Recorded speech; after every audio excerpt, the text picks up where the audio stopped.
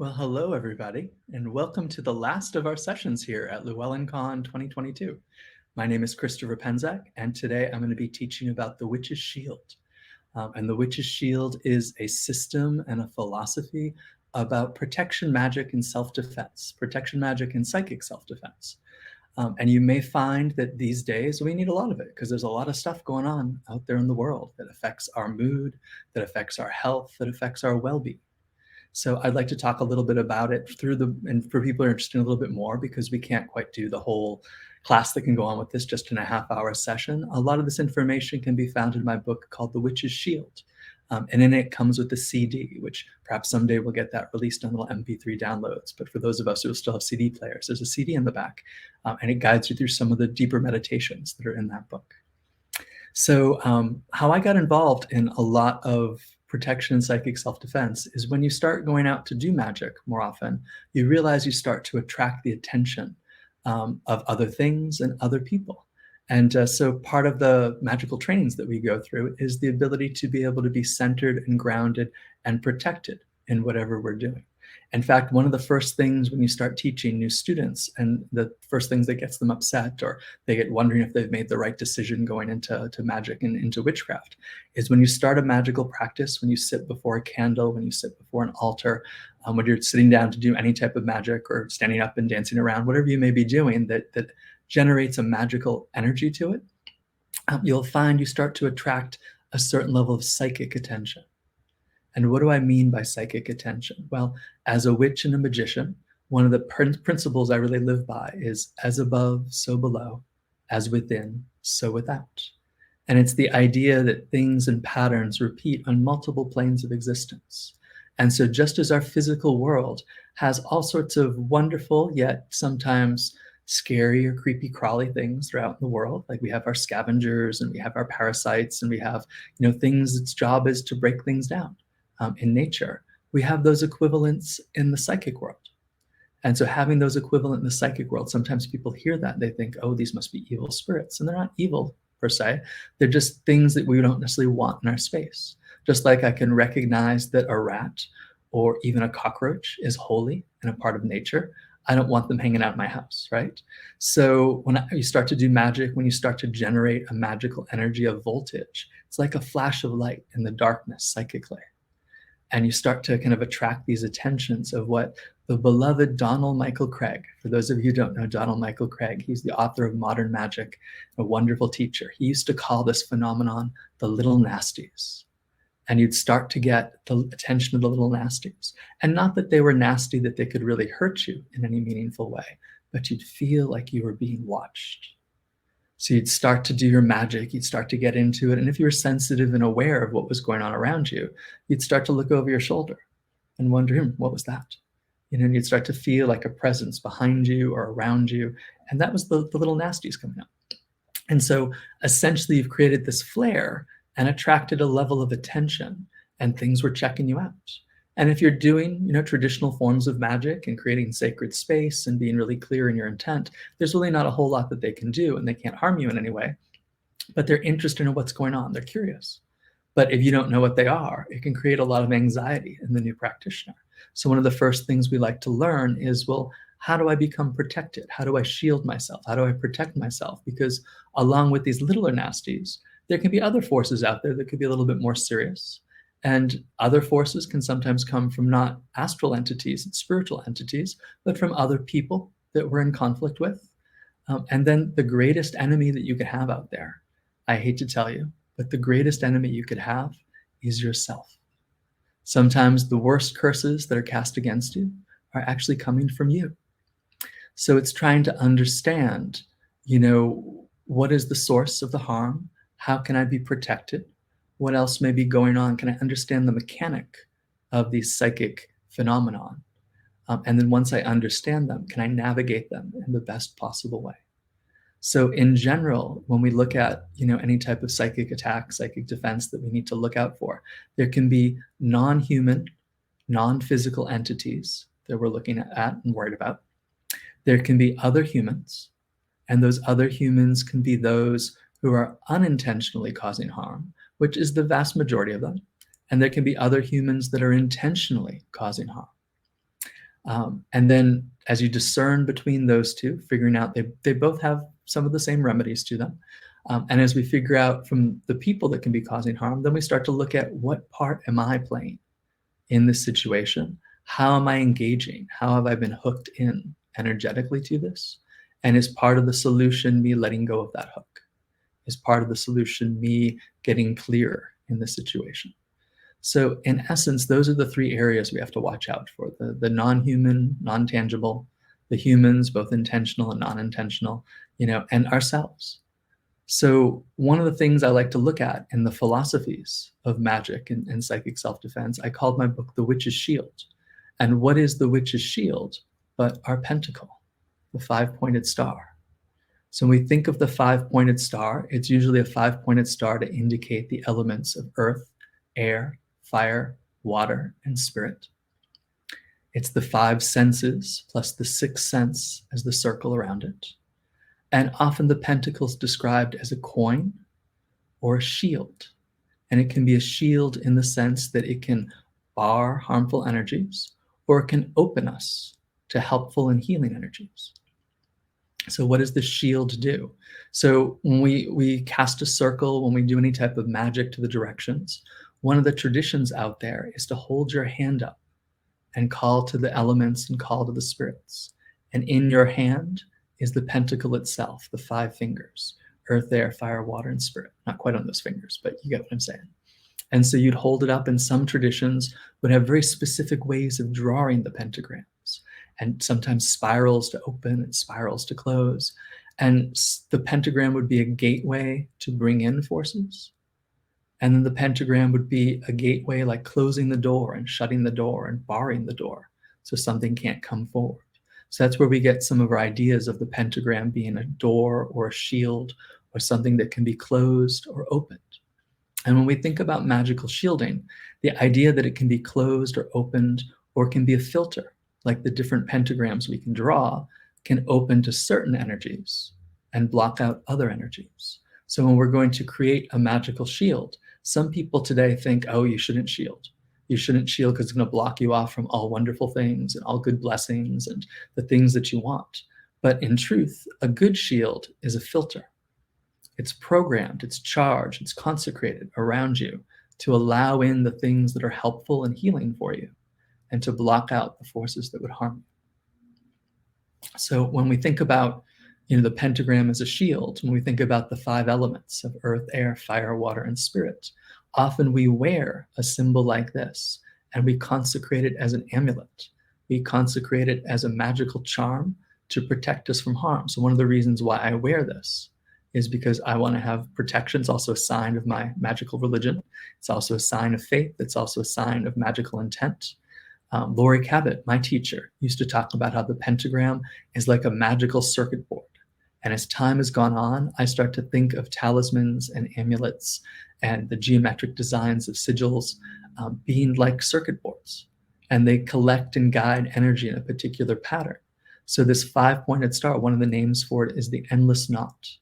And so the energy constantly rotates through these 5 points as you draw a five-pointed star, and it generates an endless, infinite type of energy that can be used for any type of magic, but particularly when you charge it for protection, can be that shield that says harmful forces can go no further. So it's a wonderful thing. And often we hang it in such a way that it's right near the sternum. So it's protecting our center, it's protecting our heart. So when we think about the 5 points as a teaching tool, one of the ways I look at what I call fivefold protection is to look at the elements in perspective to what we might be looking at in terms of our protection. So earth would be grounding. One of the things that can be most helpful when we're doing any type of protection magic is if we're grounded, if we are centered, if we are physically present and aware, then it's hard for something to knock us off our center. If we have our balance and if we are good within ourselves, it becomes much harder for something to affect us. Think of it, psychic defense, sort of like physical martial arts. If you're in a good stance, if you're prepared, it's very hard for someone to hit you because you'll either move out of the way or you'll be able to hold it and be strong with it. The blow against you will be weaker and kind of fall away. Although ideally, we always want to get out of the way when we can. But when we're grounded and centered, it's much harder for someone to take us by surprise and really do some damage to us, intentionally or otherwise. When we think of the element of water, I think as magical people, when we talk about compassion with water, the idea of having compassion for ourselves and compassion for the other person we might be in conflict with, which I know is a really hard thing for us to think when we think someone's meaning us harm. It's hard to think, oh, I'm going to be compassionate about it. I'm going to send them love. I'm going to be grateful or thankful for the situation in some way, because we think, oh, if someone's causing us harm, I want to cause them harm back. But here's an important thing: as you practice more and more, and if as a witch or as a member of the magical priesthood, you start helping other people, you might find that everybody thinks they're the hero in their own story. Nobody thinks they're the villain. So whoever you're in conflict with, they usually think they're right. Whether they are or not is up for debate. And I think of the times that, we all play the villain in someone else's story. So if we can have compassion for someone, that would be a good way to kind of neutralize the fervor and the harm. Sometimes we get amped up when we're in conflict and we just perpetuate it because we're angry. So if we can find that water of compassion to cool down, sometimes we can quell a situation. Doesn't mean, having compassion for somebody means that you have no boundaries for it. In fact, having boundaries is a part of compassion. And one of the most magical protective words I could ever tell you is the magical word of no. Sometimes people want a magical spell to get rid of somebody in their life or to stop a certain situation from happening. And usually the first question I ask is, have you said no? Have you told that person this is not appropriate? Have you said, I'm not going to do that, or you can't do that to me? So no is a very magical word. Use it often. And for the element of air is understanding. The idea, can you understand both yourself in the situation? Can you understand whatever force is opposing you? And can you understand the metaphysical mechanic behind it? And what's the best way to neutralize it? Then we get to the fires. The one most people want to talk about is magical power. Do you have the power to defend yourself? Power, either people seek it really deeply, or sometimes people shy away from power. They think power is bad. I want to be spiritual. I don't want to have power. But in truth, as a witch, as a magical person, we seek power. We have to build up a certain level of magical voltage, because if we can't do something, we need a certain power to set things into motion. So if we shy away from power, it's very difficult to do our magic. Power is neither good nor bad, but it's having a potential to do something. So if someone's harming me, I want to have the potential energy to make it stop and to defend myself. So power is not something we should look away from. And then the last one for spirit, I would say, is purpose. So when we talk about having purpose, it's the idea of understanding what is our true magical will. In magic, we often talk about having a desire and an intention, and your true magical will is your soul's intention. In every moment, there's a greater perspective. In every moment, there's something your soul is calling you to do. And what happens, people will find that the more you're in alignment with your soul's purpose, the more difficult it is for someone to pull you off that path and to cause harm for you. The more you're doing your soul's purpose, the more the universe rises up to support you, and it becomes very difficult to deter you. People who are not fulfilling their soul's purpose, who feel a little lost, who feel like they don't know what they're supposed to be doing, they're a little bit easier to move around through psychic attacks, and they might have a more difficult time with it. So keeping your own spiritual practice, keeping your own alignments, keeping your own connections, whatever they might be, is probably one of the most protective things you can do in psychic self-defense. So when we're thinking about the different things that we can be attacked by or be harmed by, or whether it's other people, sometimes people just judging us. Sometimes people thinking ill thoughts to us. I think in some ways, our wonderful internet and social media and all that has created so much great support, but it's also created a lot of crazy tension and a lot of jealousies and a lot of psychic energies kind of flowing around in the ethers. And so one of the things we need to do is to be able to kind of cleanse and clear and neutralize ourselves. So one of the first steps that we can take is just taking care of ourselves. So the first step of magical defense is psychic hygiene. So just as we physically take care of ourselves and our physical hygiene and our physical health, we have to take care of our psychic hygiene and our psychic health. And the two go, really hand in hand. The two are really aligned well together. But the idea of cleansing ourselves physically can also coincide with cleansing ourselves spiritually. We can put magical intention to our showers and baths.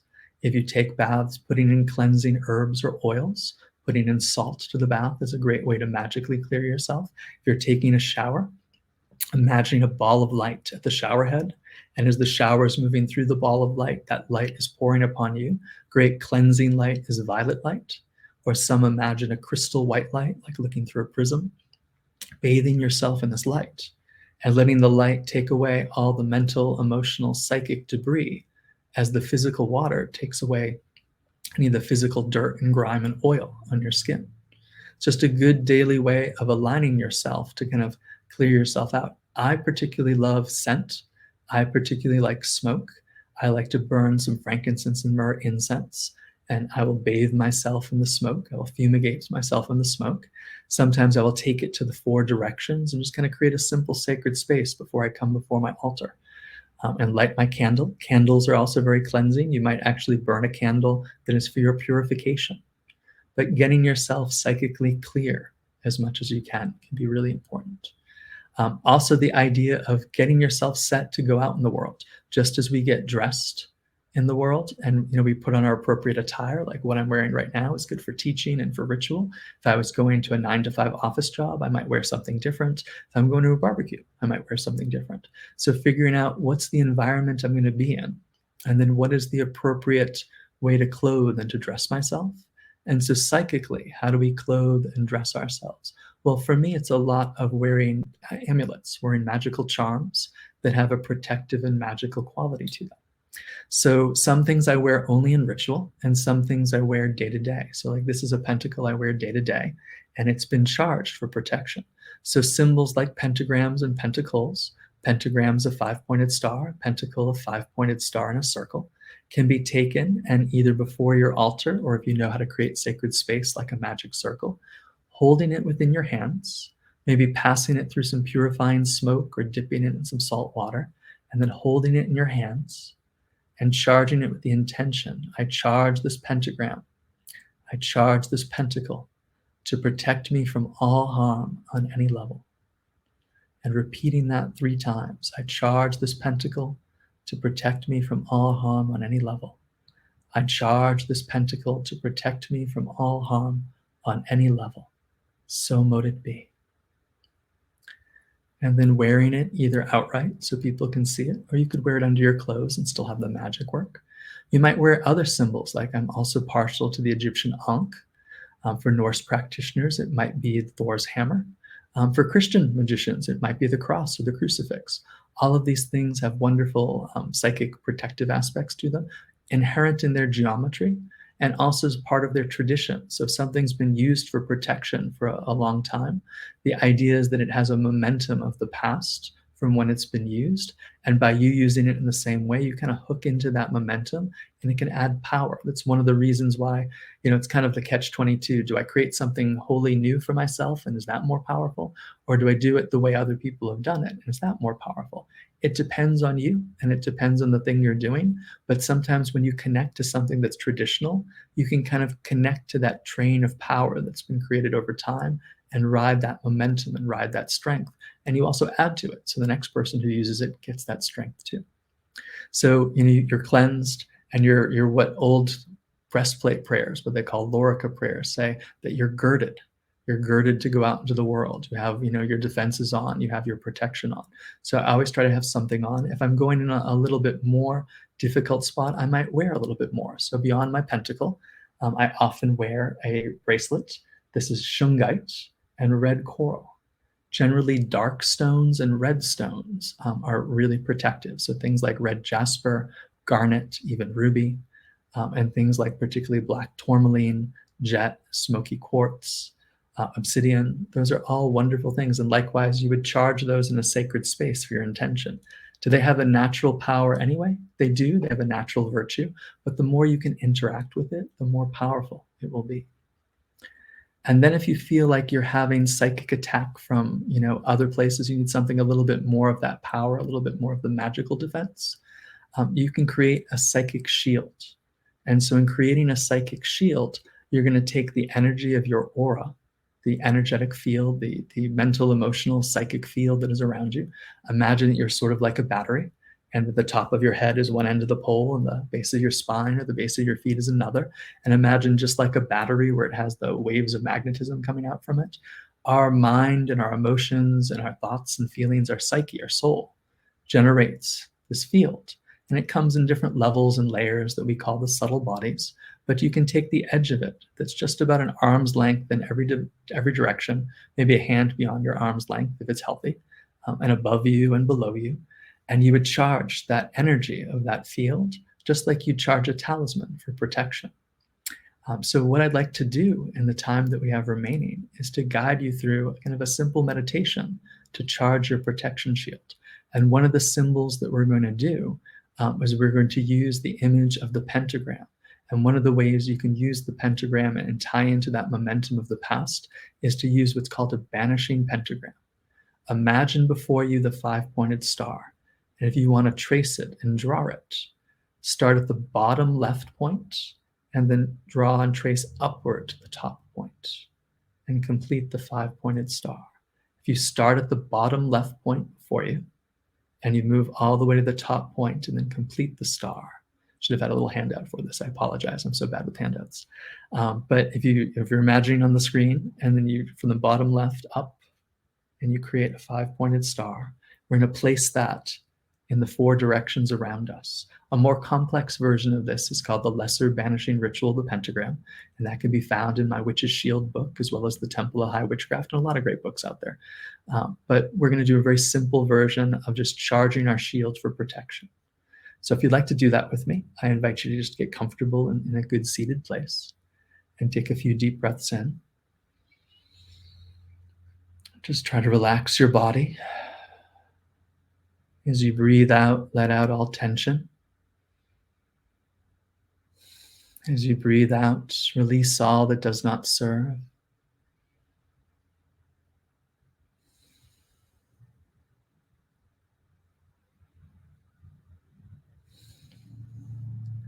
Feel all the tension drain from the top of your head, down through your body, out your fingertips, and out through your soles of your feet and the tips of your toes. And we're gently going to count down from 12, 11, 10, 9, 8, 7, 6, 5, 4, 3, 2, and 1. You are now in a meditative state where everything you do is correct and for the good of all involved.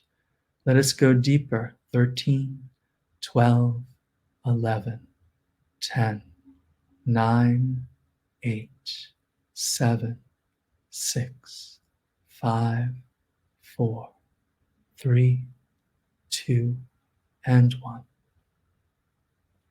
You are now at a deeper level where all is possible. See, feel, perceive, imagine that you're in the center of a great ball of light. The edge of it reaches beyond your arm's length in all directions, all around you, above you, and beneath you. Imagine the edge of that ball of light becoming like crystal. It can be faceted like a gem or smooth like a crystal ball, but it grows strong and hard and clear like crystal. And reach out with your heart and mind, reach out with your magical will, reach out to the edge of this field and recharge it for protection. You can repeat silently after me or use your own words. I charge this shield to protect me from all harm on any level. I charge the shield to protect me from all harm on any level. I charge the shield to protect me from all harm on any level. So mote it be. And imagine before you, or reach out with your hands, and draw a banishing pentagram in blue or white light.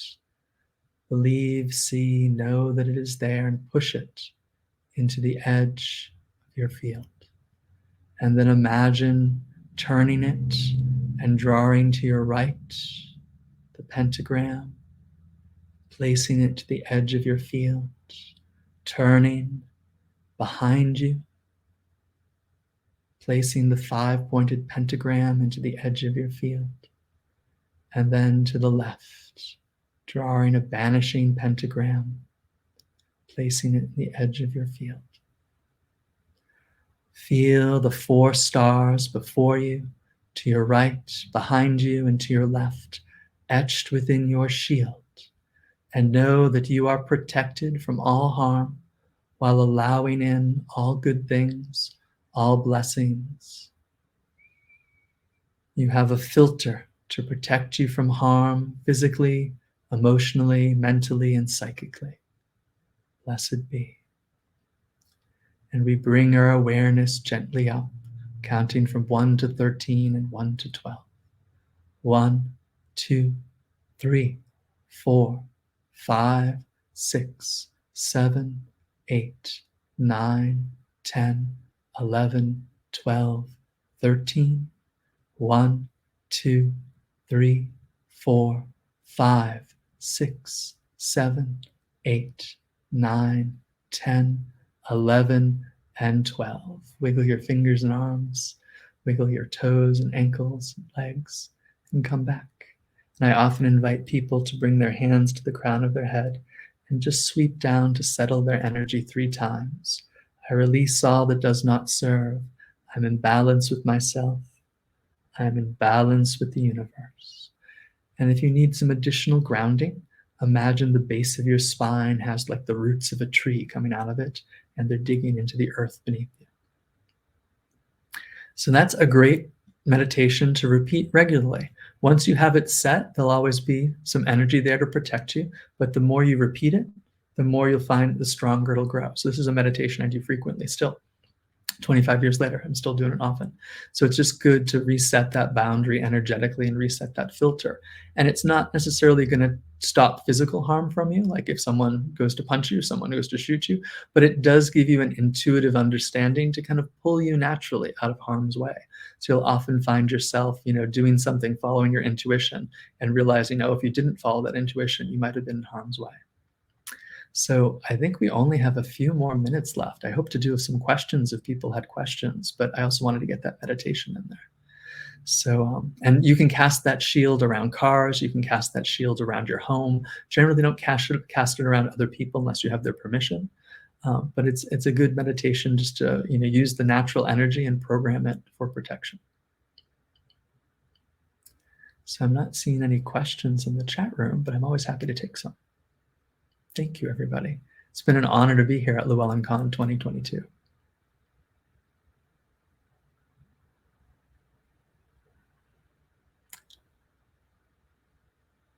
And lots of good things are coming, but I'm not seeing a lot of questions. Do you recommend any colors for protection, seen or visual? I think a bright blue, like a gas flame, a bright violet is good. And when in doubt, what I call crystal white light. Crystal white light being mostly a prismatic light, not an opaque white light. When we use opaque white light, it's sort of like a block to the energy. But when we use a crystalline white light, it allows the filter to work and energies to come through. So for people looking to follow me, I am on Facebook, I am on Twitter, I am on Instagram. Also, ChristopherPenczak.com is probably the best place to know where events are doing. And if you're really interested in the community work that I do, check out the templeofwitchcraft.org.